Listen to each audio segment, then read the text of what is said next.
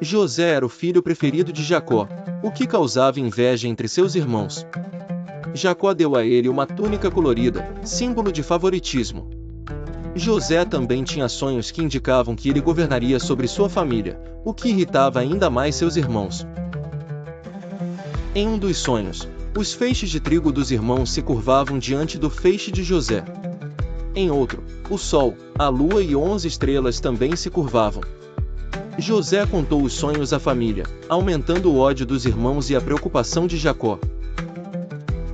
Um dia, Jacó enviou José para verificar seus irmãos no campo. Ao vê-lo de longe, os irmãos tramaram contra ele.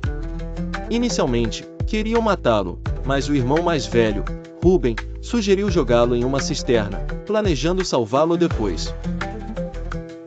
Enquanto Rúben estava ausente, os outros irmãos venderam José como escravo a mercadores ismaelitas que iam para o Egito.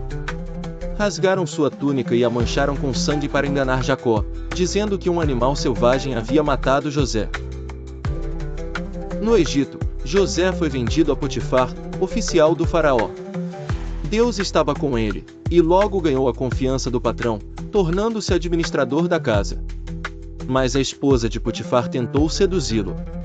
Ao ser rejeitada, ela o acusou falsamente. Potifar mandou José para a prisão. Mesmo preso, Deus continuava com ele. O carcereiro confiou em José e o colocou como responsável pelos outros prisioneiros. Lá, ele interpretou os sonhos de 2 servos do faraó, o copeiro e o padeiro. José previu que o copeiro seria solto e o padeiro executado. Pediu ao copeiro que se lembrasse dele quando voltasse ao palácio, mas ele se esqueceu. 2 anos depois, o faraó teve um sonho perturbador que ninguém conseguia explicar. O copeiro então se lembrou de José. Ele foi chamado ao palácio e interpretou o sonho do faraó. Viriam 7 anos de fartura seguidos por 7 de fome. José sugeriu um plano para armazenar alimentos e se preparar. O faraó ficou impressionado com a sabedoria de José e o nomeou governador do Egito, o segundo no comando. José passou a administrar os recursos do país, estocando grãos durante os anos de fartura, salvando o Egito da fome futura. Quando a fome chegou, o mundo inteiro procurava alimentos no Egito. Os irmãos de José foram até lá comprar mantimentos, sem reconhecê-lo. José os testou, acusando-os de serem espiões e exigiu que trouxessem o irmão mais novo, Benjamim. Os irmãos voltaram com Benjamim, e José continuou testando-os. Escondeu uma taça de prata no saco de Benjamim e o acusou de roubo. Judá, um dos irmãos, se ofereceu como prisioneiro no lugar de Benjamim, demonstrando arrependimento. Emocionado com a mudança dos irmãos, José revelou sua identidade. Todos ficaram chocados e com medo, mas ele os tranquilizou, dizendo que Deus havia usado tudo para o bem, salvando vidas por meio de sua posição no Egito. José pediu que os irmãos voltassem a Canaã para buscar seu pai e toda a família.